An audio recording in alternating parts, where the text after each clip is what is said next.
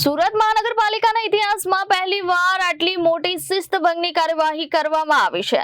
નાસરીનગર demolition મામલે તપાસ સમિતિના અહેવાલ બાદ સુરત મનપા કમિશનરે ફરજમાં બેદરકારી અને ગેરરીતિ બદલ 5 સિવિલ એન્જિનિયરોને તાત્કાલિક અસરથી સસ્પેન્ડ કરી દીધા છે।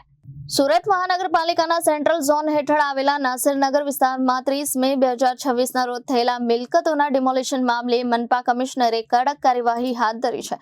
ડિમોલિશનની સમગ્ર ઘટનાની તપાસ માટે રચાયેલી સમિતિના અહેવાલ બાદ ખાતાકીય તપાસ શરૂ કરવામાં આવી હતી। તપાસમાં ફરજમાં બેદરકારી અને ગેરરીતિ સામે આવતા 5 સિવિલ એન્જિનિયરોને તાત્કાલિક અસરથી ફરજ મોકૂફ કરવામાં આવ્યા છે। સસ્પેન્ડ કરાયેલા અધિકારીઓમાં કાર્યપાલક ઇજનેર સુજલકુમાર પ્રજાપતિ, કાર્યપાલક ઇજનેર જयांग जीवन रामजीवाला, डेप्यूटी इंजीनियर अर्पण परमार, आसिस्टंट इंजीनियर मोनिक गढ़िया અને જુનિયર इंजीनियर नरेश कुमार गलचरનો સમાવેશ થાય છે।